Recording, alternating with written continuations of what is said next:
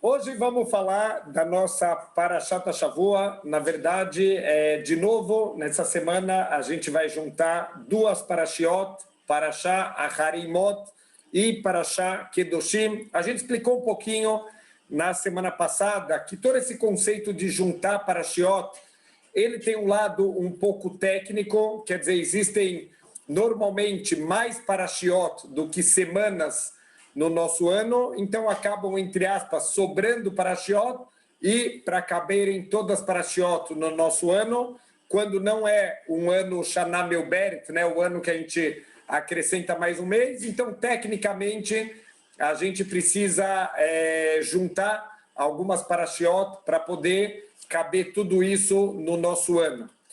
Mas a verdade é que os Rahamim, quando eles escolheram exatamente quais vão ser as Parashiot, que elas vão ser juntadas, então muitas outras coisas também foram levadas em consideração. A gente vai ver impressionante o quanto essas duas Parashiot, Aharimot e Kedoshim, elas estão completamente conectadas, elas acabam sendo até um pouco complementares uma com a outra, e Bezrat Hashem a gente vai ver que só essa junção já ensina muita coisa para a gente. Vamos tentar na ordem falar todos pelo menos os principais assuntos. A Parashá Kedoshim, ela traz muitas mitzvot, difícil a gente conseguir até mesmo mencionar todas elas numa única aula, mas vamos tentar pegar os pontos principais. E o mais importante de tudo, que a gente sempre ressalta, é o que a gente pode trazer para a nossa vida do que a gente está lendo da Torá. Apesar da Torá ela já ter sido entregue há 3.300 anos, o principal da Torá é que realmente ela faça parte do nosso dia a dia, que ela faça parte da nossa vida para mudar. Todo dia alguma coisa a gente tem que mudar, alguma coisa a gente tem que melhorar, e esse é o nosso trabalho que a gente tem que fazer quando a gente está estudando a Parashat Shavua. Um dos pontos, a gente tem que lembrar que a Parashá ela vai repetindo ano a ano os conceitos espirituais para a gente poder sempre estar resgatando alguma coisa que eu escutei no ano anterior. Às vezes, durante o ano, fica esquecido, mas quando a gente volta no novo ciclo da leitura da Torá, a gente vai resgatar o que tinha ficado guardado. Então, Parashá Aharimot literalmente significa depois da morte. O que está falando aqui? A Torá está relembrando de um evento trágico que aconteceu, que a gente leu faz algumas Parashiot, Parashá Shmini, também aqui no Sefer Vaikra. Parashá Shmini falou que no dia da inauguração do Mishkan, aquele templo móvel, um dia de alegria, um dia de festa, infelizmente esse dia foi manchado pela morte dos dois filhos mais velhos do Aaron Cohen, o Nadav e o Avihu, pessoas muito elevadas, tzadikim muito grandes. Tem uma grande discussão exatamente aonde foi o erro que eles fizeram.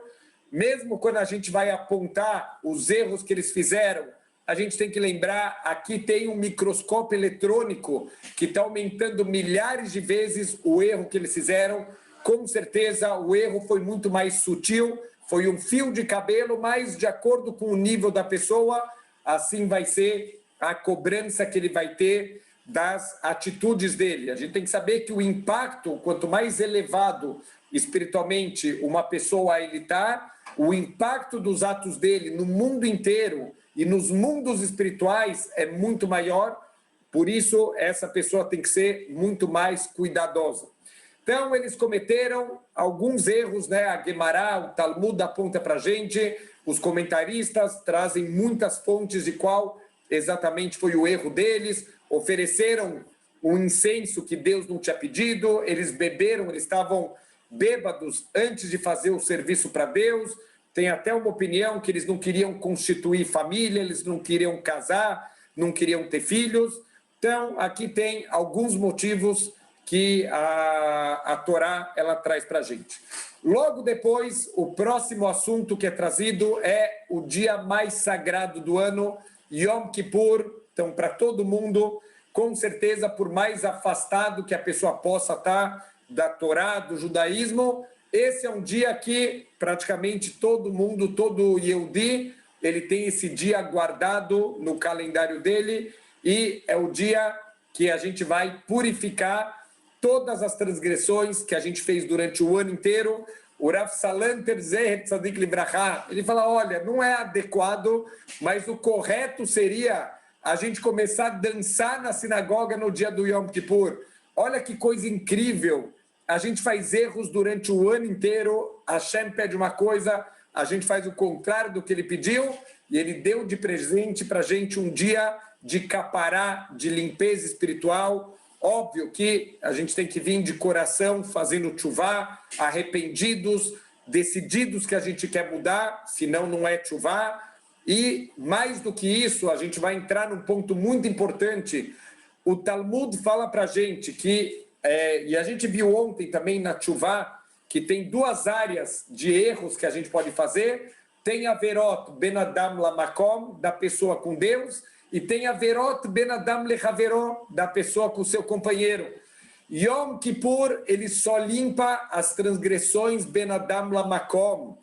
Até que ben adam lechaveró, só se você foi e pediu perdão para a pessoa com quem você transgrediu, aí sim o Yom Kippur ele limpa. Mas se a pessoa não pediu perdão, se a pessoa não consertou dentro do que é possível consertar algum erro, por exemplo, alguém que roubou alguma coisa do seu companheiro, parte da tchuvá é devolver ou o objeto roubado ou o valor do objeto roubado e pedir perdão da pessoa também. Não adianta só devolver e não apaziguar a pessoa, não pedir perdão por todo o sofrimento que a gente causou para ela. Se não tem dentro da tchuvá ben adam lechaveró o pedido de perdão, Yom Kippur não serve absolutamente para limpar nada das transgressões ben adam lechaveró.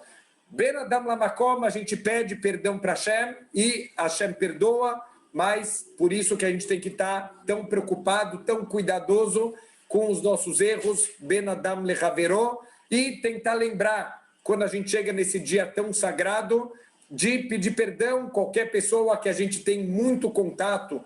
É normal, acontece, as pessoas mais queridas, as pessoas mais próximas, são as pessoas que acaba acontecendo da gente falar feio alguma vez, da gente fazer alguma coisa que a gente não deveria.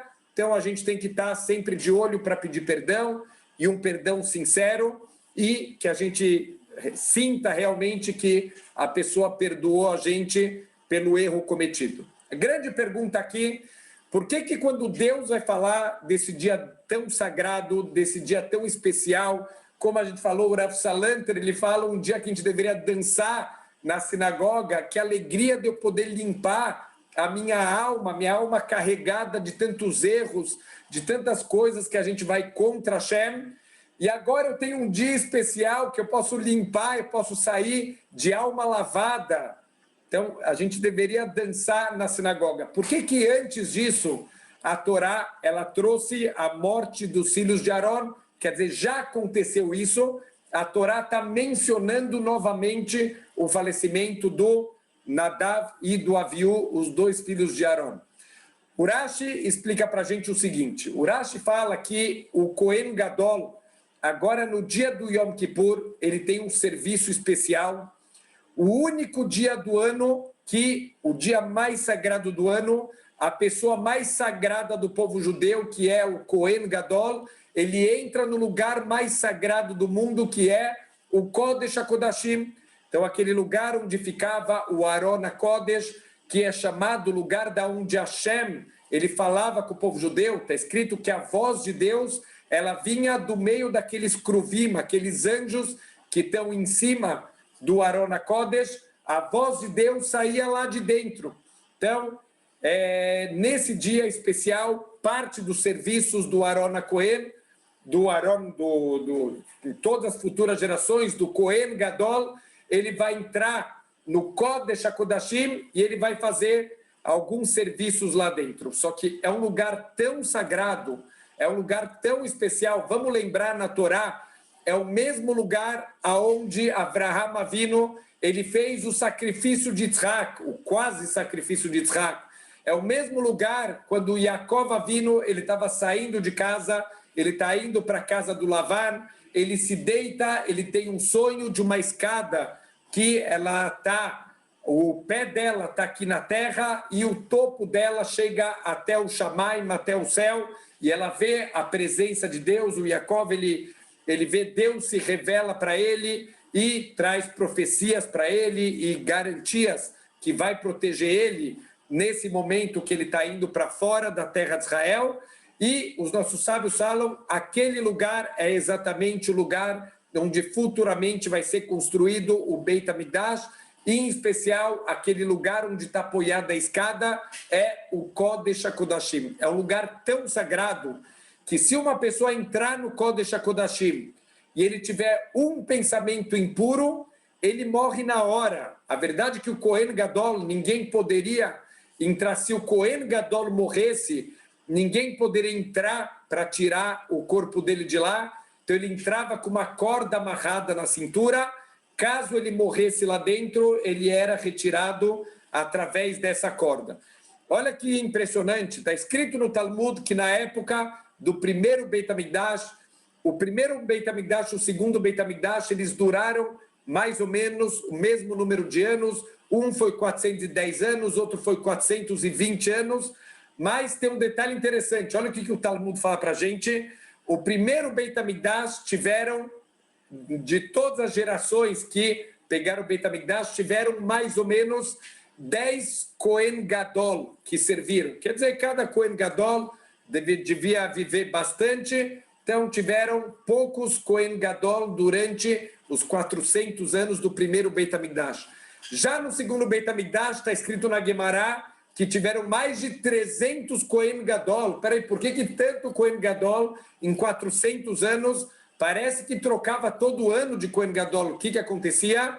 A resposta é que, infelizmente, tiveram uma diferença gritante. A santidade do povo judeu e do próprio Beit HaMikdash. Do primeiro Beit HaMikdash para o segundo Beit HaMikdash tem muita diferença. Por exemplo, segundo o Beit HaMikdash não tem nem mesmo o Aron HaKodesh. A Arca Sagrada não foi recolocada dentro do Kodesh HaKodashim na época do segundo Beit HaMikdash. Além disso, porque a Avot fala para a gente, na época do Beit HaMikdash acontecem 10 milagres abertos, a coluna de fumaça vai até o céu, não tem moscas no lugar do abatedouro, onde os animais eram abatidos. Então, muitos milagres que aconteciam. No primeiro Beit HaMikdash acontecem 10 milagres, no segundo Beit HaMikdash só acontecem 5 milagres. Quer dizer, o nível de santidade já caiu muito do povo como um todo e do próprio Beit HaMikdash. Além disso, a gente está falando do segundo Beit HaMikdash, uma boa parte do segundo Beit HaMikdash foi a época da dominação grega. Quando a gente estuda a história de Hanukkah, parece que a dominação grega durou 5 minutos, né? Eles entraram, a gente se rebelou contra eles, lutamos, vencemos, vamos comer sufganiot. Não é assim, a história não foi tão simples assim. A história levou muitos anos, foram anos de dominação dos gregos. A coisa foi acontecendo aos pouquinhos, os gregos vieram, num primeiro momento, em paz com o povo judeu, na época do Alexandre o Grande, e aos pouquinhos eles foram se perdendo e os gregos começaram a dominar, a proibir os judeus de cumprir as mitzvot. Muitos judeus se helenizaram, muitos judeus se assimilaram nessa época do segundo Beit HaMikdash, como estão me ressaltando aqui no chat. E Baruch Hashem, conseguimos vencer finalmente os gregos, mas por muitos anos os gregos dominaram, os gregos impurificaram o nosso Beit HaMikdash. E também uma das coisas que os gregos faziam, o cargo de Kohen Gadol acabou virando um cargo político, quando eles queriam agradar uma pessoa, por exemplo, que era um delator, um judeu que delatava judeus para as autoridades gregas, eles davam para esses judeus cargos políticos para agradar esses judeus, para terem judeus que são delatores, que era importante para eles realmente saber o que está acontecendo, para delatar se vai ter uma rebelião, se vai ter alguma coisa.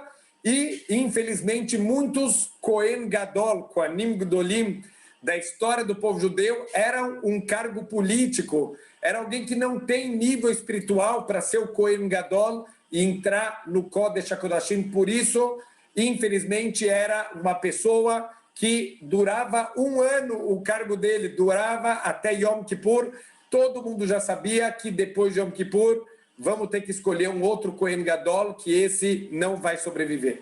Me fizeram uma pergunta essa semana, eu estava falando sobre esse ponto, e alguém me fez uma pergunta incrível. Espera aí, se a pessoa está vendo que todos os antecessores dele morreram em Yom Kippur, como que o cara aceitava esse cargo? E a resposta está no ensinamento dos nossos sábios. 3 coisas tiram a pessoa do mundo. Uma delas é o kavod, a honra, a inveja, a honra, os desejos tiram a pessoa do mundo. O que quer dizer tirar do mundo? A pessoa para de pensar. O kavod de ser o Kohen Gadol grita mais alto do que o risco de vida que ele está colocando, que com certeza ele deveria saber que ele vai morrer. A hora que ele entrar, ele não tem nível para entrar no Kodesh HaKodashim, mas a honra fala mais alto, os desejos, a inveja, que ele quer ser melhor que os outros, ele acha que com ele não vai acontecer nada. Olha que incrível, Urashi, isso que a pessoa acha que com ele não vai acontecer nada, explica Urashi que esse é o motivo que junta os 2 primeiros assuntos da Parashá, que Hashem está falando da morte de Nadav e Avihu e os serviços do Yom Kippur. Hashem, ele está dando um aviso para o Kohen Gadol, para o Aaron, a Kohen, falou, Aaron, agora você vai fazer serviços no Yom Kippur. Um dos serviços é entrar no Kodesh HaKodashim.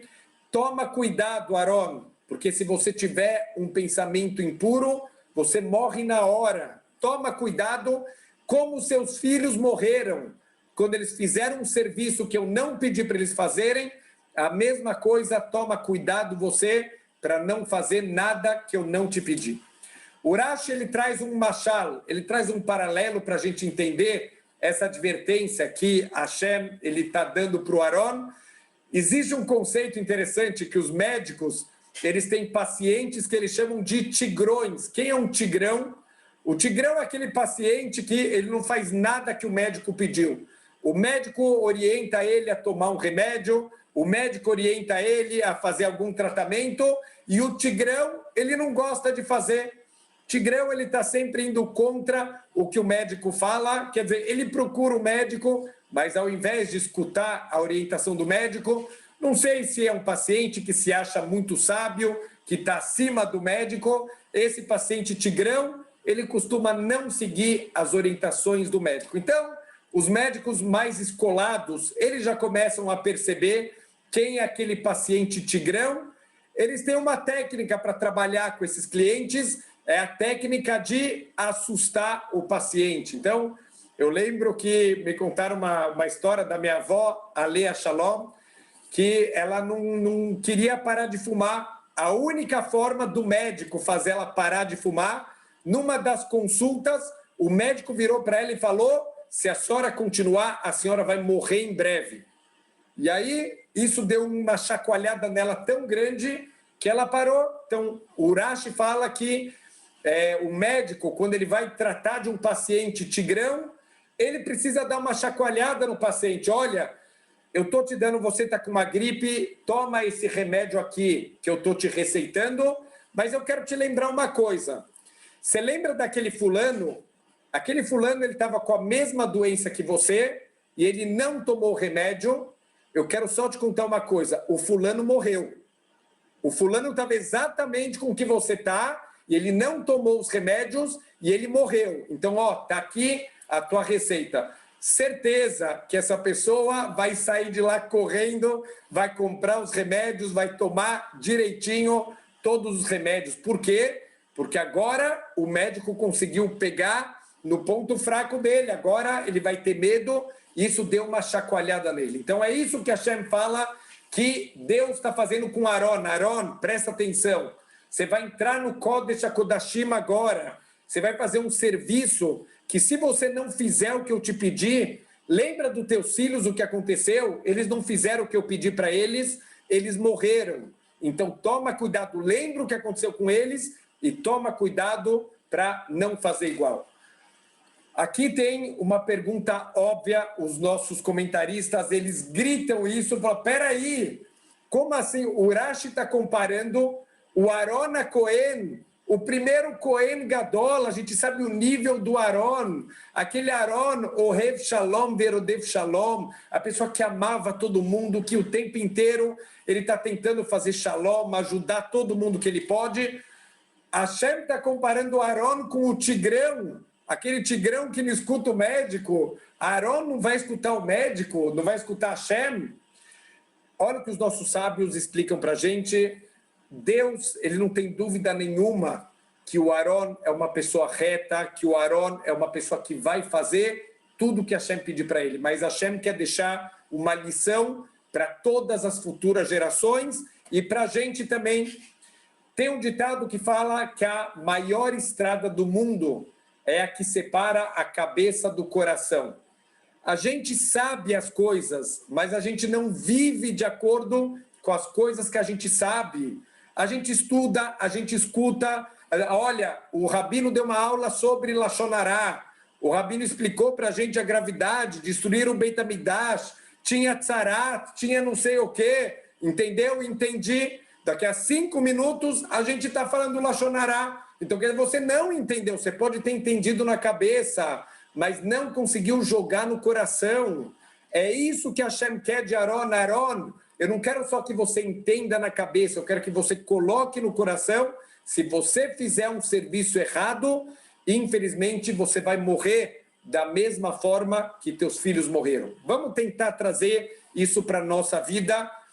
A gente precisa trabalhar para internalizar as coisas. Não adianta só a gente escutar na aula, a gente até concorda com o Rabino, mas 5 minutos depois a gente faz o contrário. Então não adianta concordar com o Rabino e fazer o contrário do que o Rabino falou. A gente sempre tem que, Bezrat Hashem, escutar, tentar mudar. A gente está trabalhando muito esse conceito da Tchuvá nas nossas aulas de terça-feira do Orchot Tzadikim. A Tchuvá não é do dia para a noite virar a vida do avesso, mas alguma coisinha.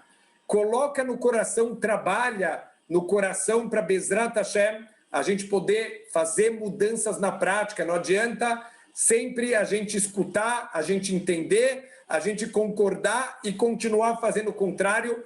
Alguma coisinha na nossa vida, a gente tem que, Bezrat Hashem, mudar, jogar isso para o nosso coração. Depois disso, a Parashá, ela continua, ela vai falar sobre a proibição da gente comer sangue dos animais. Por quê? Porque no sangue está contido a alma do animal, então é proibido. A gente tem todo o processo de cacherização. Então, a carne kasher, não adianta só vir de um animal kasher, tem várias outras etapas. Óbvio que eu sei, sai do meu bolso para pagar as contas da comida kasher, eu sei que a comida kasher ela é mais cara, muita gente usa isso como justificativa. Olha, Rabino, eu queria comer kasher, mas é caro. É verdade e não é verdade. A comida kasher é cara? É cara. Mas, por outro lado, o arroz, todo arroz é kasher, o feijão, todo feijão é kasher, as saladas, verduras, verificando se não tem bichos, é tudo kasher. A gente acaba ficando, encarece o preço, a carne e o leite. A carne e o leite realmente acabam encarecendo um pouco o preço. Mas muita gente pensa que, olha, esses rabinos aí que trabalham com kashrut, eles devem ser trilhardários para eles cobrarem tão caro as coisas. Qual que é o grande problema? A gente não tem ideia quantos processos precisa passar a comida para chegar na nossa mesa, para chegar lá no açougue. A carne precisa de uma shritá, precisa um profissional que vai fazer a shritá da carne. Depois disso, é feito um monte de verificações, verifica o pulmão do animal, se ele tinha alguma doença que era fatal. Depois tem que fazer o processo de salgamento da carne para tirar o sangue. Quer dizer, tem várias coisas. Uma parte grande do animal é proibido para a gente comer. Então, toda a parte de trás do animal, justamente o filé mignon, a gente tem problema de comer por causa do nervo ciático, então tem uma grande perda, entre aspas, de carne. Fora isso, o volume de carne, ele acaba não justificando os preços de você ter que alugar o matadouro para fazer o abate kasher. Tem muitas coisas que acabam encarecendo, não é que ninguém está ficando bilionário, os rabinos de kashrut não são pessoas milionárias que moram na cobertura triplex daquela mansão de novela, não é isso, tem muitas coisas envolvidas e a gente tem que saber que realmente para carne e muitos outros produtos poderem chegar na nossa mesa, passaram por uma série de procedimentos e tudo isso tem custos, são profissionais envolvidos, tem aluguéis, tem coisas que acabam encarecendo, mas não é motivo para a pessoa não comer kasher. A pessoa pode deixar para comer menos carne, a pessoa pode realmente fazer um outro tipo de dieta e que pode ser comprado em qualquer supermercado, macarrão e muitas outras coisas que podem ser comprados. Tem várias listas de kashrut que a gente pode comprar em qualquer supermercado do Brasil, do mundo, e Bezrat Hashem, a gente vai poder comer comida kasher. Então, uma das coisas que a Parashá ela fala, proibição de comer o sangue, por quê? Porque a alma do animal ela está contida no sangue, a gente tem que fazer esse processo de lavagem da carne, de salgamento da carne. E depois também tem uma mitzvah interessante quando a gente faz a shrita do animal. Então, o sangue que cai no chão no momento da shrita, a gente deve cobrir esse sangue com areia, tem que ser coberto esse sangue, ele não pode ficar exposto. Isso também a gente vê um pouquinho do respeito, mesmo que a gente está matando um animal, a gente tem todo o respeito e a gente tem que tirar o sangue. E, como a gente já explicou algumas vezes, a Torá, ela respeita muito todas as criaturas de Hashem. A gente não pode causar um sofrimento desnecessário para nenhum tipo de criatura. Aqui, a gente está usando as criaturas de Deus para poder ter energia, para poder, Bezrat Hashem, ter força para cumprir as mitzvot. Depois disso, tem um passuk muito interessante na Torá. A Torá fala, essas são todas as leis que eu estou ensinando para vocês, e tem as seguintes palavras, Vehai Bahem, e você vai viver com essas mitzvot. Olha o que o Talmud aprende daqui, o que quer dizer, e você vai viver com as mitzvot. Então, quer dizer, fazer mitzvot dá vida para a gente conhece Lo Aleino, pessoas tzadikim que morreram muito jovens, cumpriam Torá, cumpriam mitzvot, pessoas de midot ovot e faleceram cedo. E ao contrário, tem pessoas rechaim, pessoas perversas, ruins, que não cumprem Torá e mitzvot e viveram muito tempo. Que história é essa? Que vocês vão cumprir todas as mitzvot de Hashem e você vai viver com elas. Então, aqui os nossos sábios explicam o Onkelos, que é aquele grande sábio da Torá, que traduziu toda a Torá para o aramaico. O Onkelos, ele acrescenta algumas palavras aqui que mudam completamente o entendimento desse versículo. O Onkelos fala, e você vai viver por elas no Olam Abá. Olha o que o Onkelos está acrescentando. Aqui a Torá não está falando que aquele que vai cumprir mitzvot, ele vai ter vida aqui nesse mundo, ele vai ter vida verdadeira, a vida eterna no Olam Abá.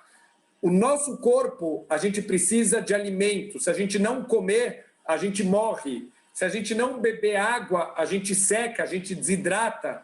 Da mesma maneira, a nossa Neshama, ela precisa de comida, ela precisa comer, ela precisa ser sustentada. Do que a nossa Neshama é sustentada?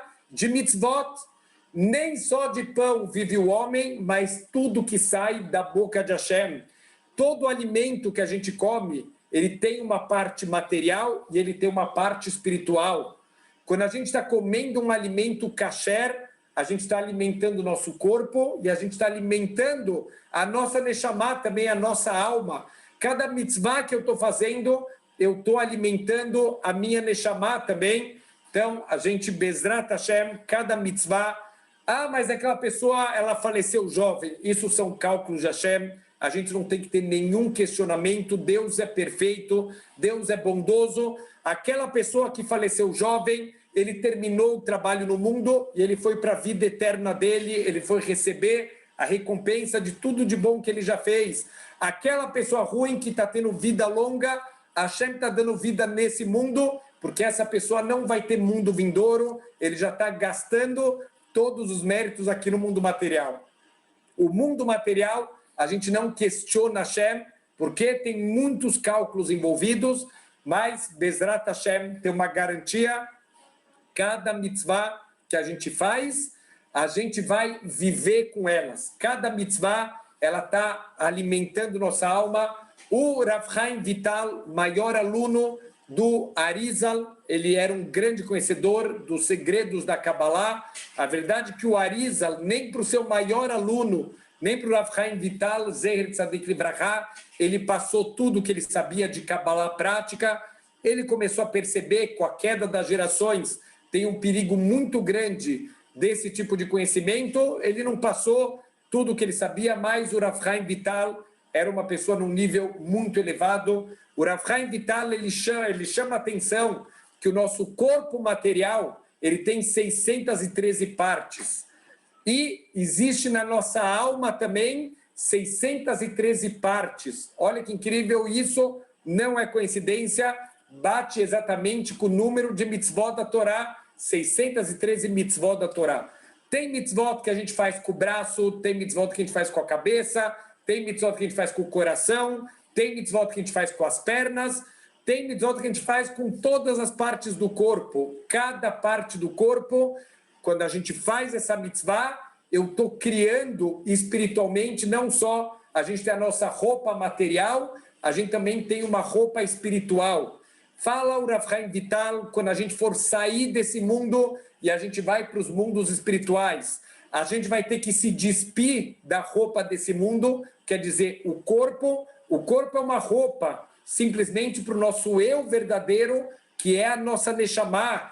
Quando a gente sair desse mundo, a gente vai ter que se despir desse corpo material e fala o Zohar HaKadosh que a gente vai ter que se vestir com uma nova roupa espiritual, um novo, entre aspas, corpo espiritual.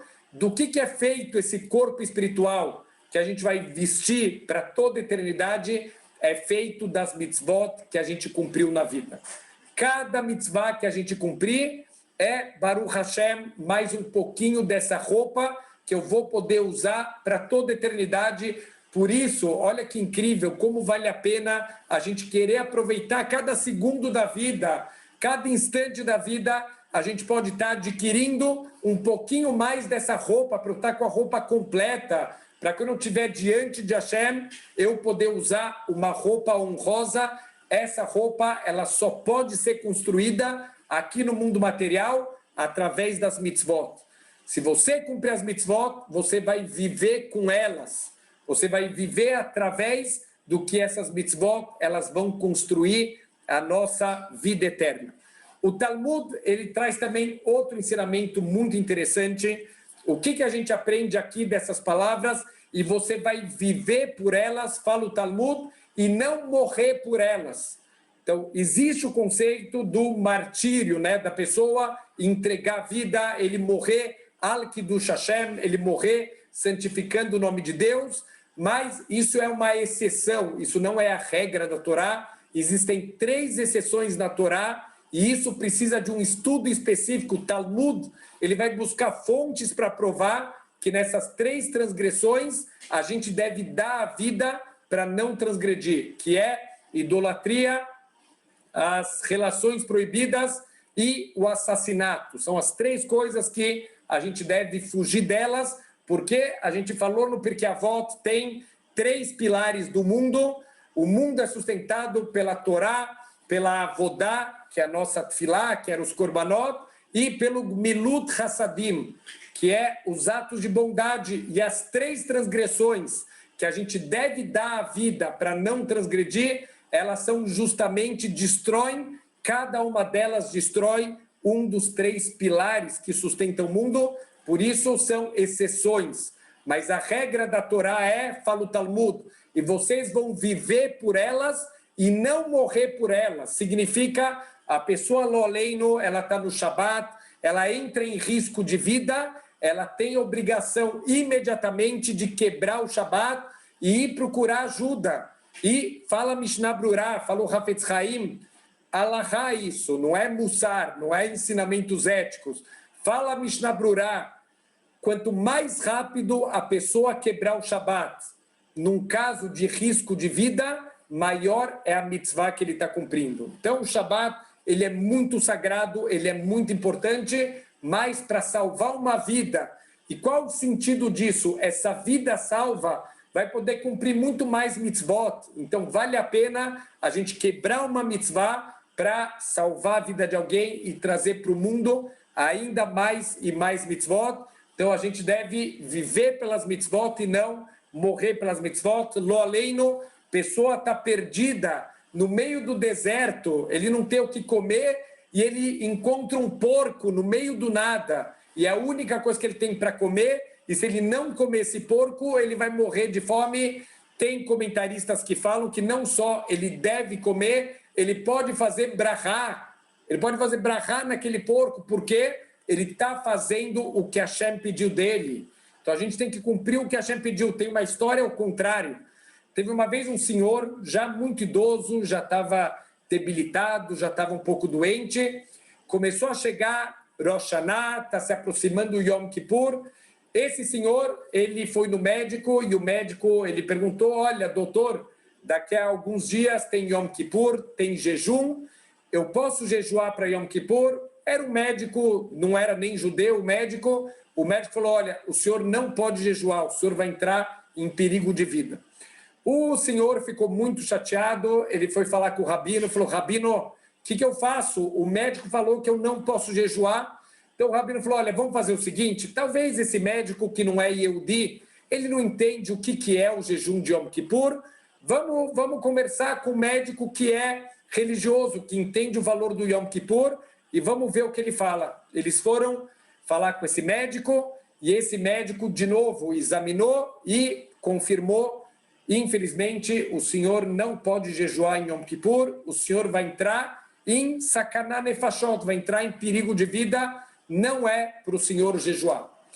Chega esse senhor no dia seguinte lá na sinagoga, fala para o rabino, olha, eu fui também nesse médico, e esse médico falou que aqui estão me perguntando pikuach nefesh, mesma coisa, é um risco de vida que a pessoa está tendo, e ele não deve jejuar numa situação que entra em risco de vida, vechai bahem velo sheyamut bahem, vive pelas mitzvot e não morrer por elas, com exceção daquelas 3 piores transgressões da Torá.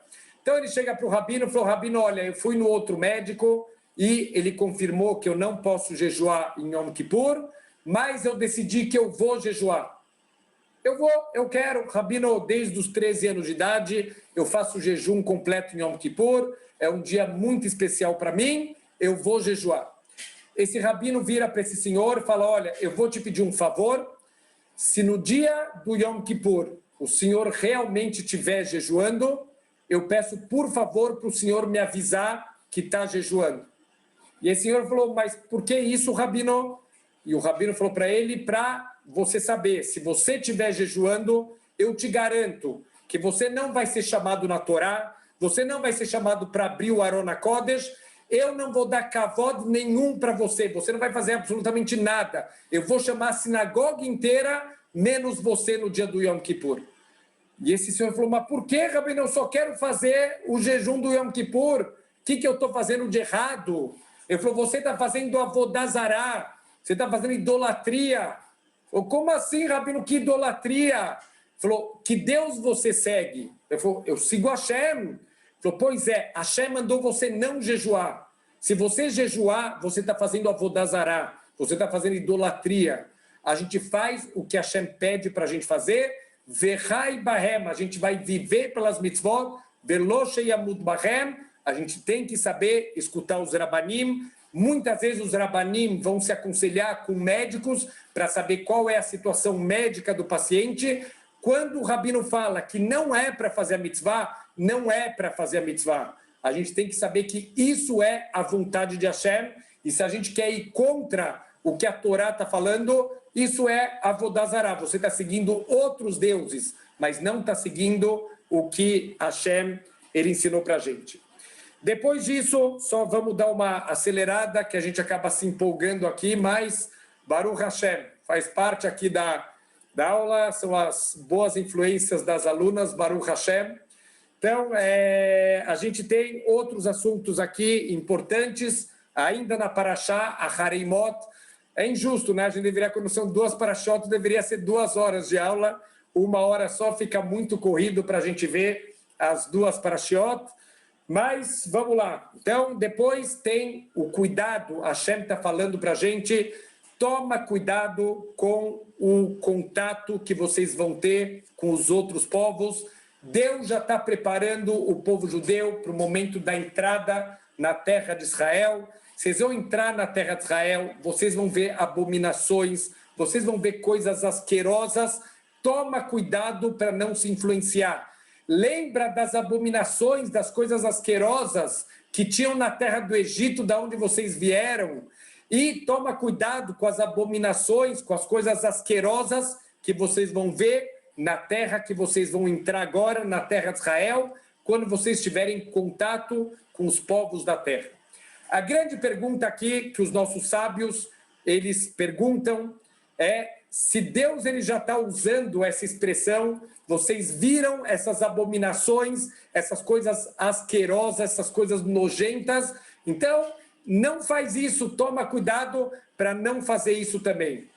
Eu não estou entendendo, se uma coisa é tão asquerosa, se uma coisa é tão nojenta, a gente não precisa pedir para alguém não comer lixo. Olha, por favor, não come lixo, tá bom? Óbvio, quem vai comer lixo? Deus me livre, a não ser a pessoa que está morrendo de fome, um mendigo, que é o que ele tem para não morrer de fome, mas pessoas em situações normais, eu não preciso pedir para uma pessoa, olha, tem um lixo aqui com até fralda de criança misturada, por favor, não come desse lixo. Óbvio que eu não vou comer desse lixo. Por que precisa uma mitzvah, um comando de Hashem, para a gente tomar cuidado com as abominações? Fala os nossos sábios que a resposta é: toma cuidado, olha a linguagem da Torá, com as coisas que vocês viram no Egito, as coisas que vocês vão ver na terra de Israel. Quando a gente começa a ver as coisas, a gente começa a se expor a um fenômeno, infelizmente, chamado a gente se acostumar com as coisas. A gente vai perdendo o chamado de sensibilização da nossa Neshama. A gente falou um pouquinho ontem sobre isso, Mina Shamayim, no nosso Orchot Tzadikim, mas quando a gente vê coisas erradas, a gente vai se desacostumando. A gente, infelizmente, vai aceitando abominações como sendo coisas normais. A Hashem está dando um aviso, toma cuidado com os olhos de vocês, porque se vocês se acostumarem com isso, Deus nos livre, o primeiro passo é olhar, o segundo passo é ter vontade e o terceiro passo é fazer. Tomem cuidado, hoje para vocês é uma abominação. Hoje para vocês esse lixo é asqueroso, mas infelizmente vocês podem acabar se acostumando com isso. Então, Bezrat Hashem, Deus está advertindo para a gente não se acostumar com abominações, com coisas asquerosas. Tomem cuidado o que vocês permitem que entre na casa de vocês, porque o que entra em casa, a gente vai se acostumando e vai achando uma coisa normal. E, finalmente, já que a Torá ela mencionou o contato com os outros povos, a Torá vem também aqui de novo fazer uma advertência sobre relacionamentos proibidos. Todos os tipos têm uma lista de todos os relacionamentos que são proibidos pela Torá, e, em especial, os relacionamentos de pessoas, parentes de primeiro grau, que é considerado uma grande abominação. Então, a Torá ela traz a lista, todos os parentes de primeiro grau e, às vezes, até de segundo grau, que tem uma proibição, e a gente tem que ser muito cuidadoso para não transgredir e não perder a nossa Kedushá.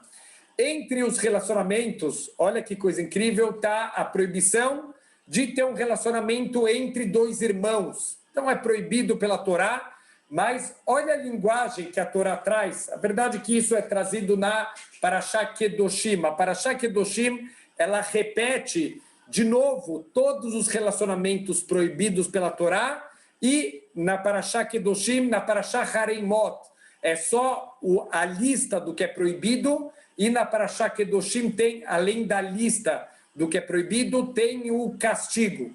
Então, um dos casos trazidos são dois irmãos que eles vão ter um relacionamento. Olha a linguagem da Torá. Récedo é um réced que eles estão fazendo e eles devem morrer. Peraí, réced é bondade? É uma abominação que eles estão fazendo. Como pode ser que é um réced, é uma bondade, e eles vão ter pena de morte aqui? Então, tem alguma coisa esquisita nesse ensinamento. O Rashi fala para a gente que essa palavra Hesed não está em hebraico. Essa palavra Hesed, ela está em aramaico. Hesed em aramaico significa vergonha. Não é um Hesed, não é uma bondade que eles estão fazendo. É uma vergonha, um ato vergonhoso, que esse ato é punido com pena de morte. Mas espera aí, como pode ser que a mesma palavra Hesed, em Lashon HaKodesh, em hebraico, significa bondade, em aramaico significa vergonha? Então, a verdade é que não são duas palavras contraditórias. Bondade e vergonha não é contraditória. A Torá está ensinando as duas faces de uma mesma moeda. Olha que coisa incrível. Quando a gente faz um bem para uma pessoa, quando eu ajudo alguém, isso é um hesed, isso é uma bondade, e quem faz a bondade se sente muito bem, ele fica feliz com esse ato que ele está fazendo, mas a gente esquece um pequeno detalhe. A pessoa que recebe a bondade, normalmente ele sente vergonha por isso. Alguém que lo aleino perdeu tudo que ele tinha, ele vai ter que agora começar a mendigar, a pedir coisas, e infelizmente é uma coisa que causa muita vergonha, alguém ter que estender a mão para pedir ajuda. Então, olha o que a Torá está ensinando para a gente. Você quer fazer hesed? Faz. Mas se esforça o máximo que você puder para fazer esse hesed sem causar nenhum tipo de vergonha. Por exemplo, não espera a pessoa vir pedir de você. Se você sentiu que a pessoa está necessitada, oferece ajuda para ela. Mais do que isso, fala o Rambam, o Maimônides, que tem 8 níveis, 8 categorias de bondade que a gente pode fazer para uma outra pessoa. Quer dizer, são níveis do mais baixo até o mais alto. O nível mais baixo de bondade é o que a gente acaba fazendo durante o dia inteiro. Uma pessoa vem pedir uma coisa, eu encontro um mendigo na rua, o mendigo me pede dinheiro, eu dou para ele R$1. Esse é o nível mais baixo. Mas tem níveis que vão subindo, quando quem doa não sabe para quem está doando, quando quem recebe não sabe de quem está recebendo, quando a gente vai tirando a vergonha da pessoa que está recebendo, o nível do Hesed ele vai subindo. Qual é o máximo nível de Hesed? Não dá o peixe para o pobre, ensina o pobre a pescar. Esse é o maior nível de Hesed, porque ele não vem com vergonha. Dá a vara para ele, dá o anzol, dá a minhoca para ele e ensina ele a pescar. Primeiro, ele não vai se sentir humilhado que ele está recebendo uma coisa que ele não merece. E segundo, se você der o peixe para o pobre hoje, amanhã ele vai ter que vir pedir de novo. Se você ensinar ele a pescar, ele nunca mais vai precisar pedir ajuda para ninguém e passar essa vergonha que ele está passando. Olha que incrível, Parashá Kedoshim, sejam pessoas sagradas, Kedoshim Tiu. O que a gente esperaria, como que é a fórmula secreta de ser uma pessoa com Kedushá, com santidade?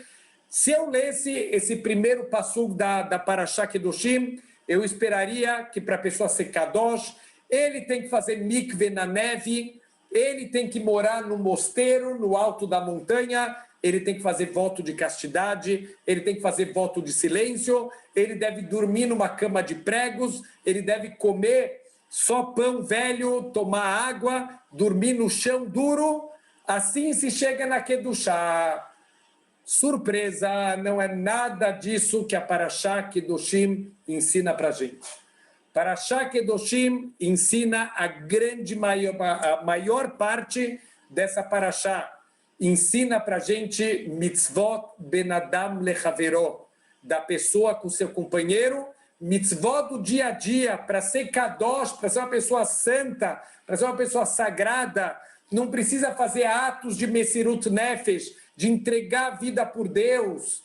Atos pequenos no cotidiano, e em especial, bondades com o próximo. 3 mitzvot que aparecem nessa parashá.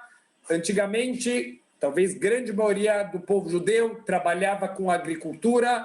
É uma sociedade que depende muito dos trabalhos agrícolas. Todo aquele que tem campo, ele deve cumprir 3 mitzvot. Leket, Shechecha e Peah. O que são essas 3 mitzvot? Leket é se você está recolhendo os grãos do teu campo.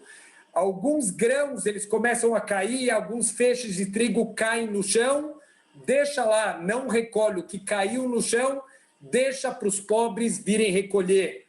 Shechecha é quando você está juntando já a tua colheita em montinhos, você está recolhendo os montes e de repente você esqueceu um montinho que estava pronto para ser recolhido, você esqueceu ele para trás, ou numa árvore frutífera, você está recolhendo os frutos de uma árvore, uma das árvores você esqueceu na hora e foi para a próxima árvore, não volta mais, deixa isso para os pobres virem colher. E PA significa os cantos do campo, os cantos não devem ser colhidos, deixa para os pobres entrarem no teu campo, colhe o campo inteiro, deixa só os cantinhos do teu campo e o pobre vai entrar para recolher. Aqui tem uma grande pergunta, se é para ajudar o pobre, se é dar para comida para aquela pessoa que não tem o que comer, junta a comida e dá para ele. Junta a tua produção, pega uma parte da produção e dá para o pobre. Por que a gente deixa a produção caída no chão? Por que a gente deixa os cantos sem cortar? O conceito é, eu quero doar para o pobre, mas eu quero doar de uma maneira que não cause vergonha para ele. Se eu deixo o pobre entrar no campo, ele vai recolher as coisas, ele vai cortar os cantos do campo, ele sente que agora o que ele está comendo não é vergonhoso, ele trabalhou por isso, ele fez o esforço dele, agora ele não sente vergonha, mesmo que é um hesed, eu estou doando para ele isso. O campo é meu, eu tenho direito a tudo que é do meu campo, mas eu estou doando para ele de uma maneira honrosa. Olha o cuidado que Hashem ele quer que a gente tenha com cada pessoa do povo judeu e talvez para Bezrat Hashem coroar isso, fechar isso, vem uma das bases da Torá, uma mitzvah, talvez a mitzvah preferida do nosso grande sábio Rabi Akiva, Ve'ahavta lerecha kamocha, ame ao próximo como a você mesmo. Olha que mitzvah incrível, Hashem deu para a gente o Yetzer Hará do egoísmo. Usa o egoísmo para ajudar os outros, tenta parar para pensar o que eu gostaria para mim, o que eu gostaria que os outros fizessem por mim, e vai lá e faz pelas outras pessoas. Usa o teu egoísmo para se conhecer e para ajudar as outras pessoas, sente a dor do próximo como se fosse a sua. Quando você vê alguém sem dinheiro, tenta se colocar no lugar dela, a dor que ela está sentindo e ajuda dessa maneira. Só para a gente terminar uma história, já comentamos algumas vezes essa história, mas uma história para a gente tentar levar para a nossa vida, de um rabino que ele costumava juntar dinheiro para os pobres. Quando terminava Yom Kippur, óbvio que ninguém estava com dinheiro no bolso, mas ele pedia para as pessoas se comprometerem que valor que eles vão doar no dia seguinte. Uma pessoa uma vez ficou brava com esse rabino, falou, rabino, pelo amor de Deus, Motzei Yom Kippur, acabou Yom Kippur agora, a gente quer ir para casa, a gente quer comer, a gente está com fome, agora é hora de ficar juntando dinheiro. Olha que o rabino respondia para as pessoas, está te doendo a fome agora? Você está sentindo o que é passar fome?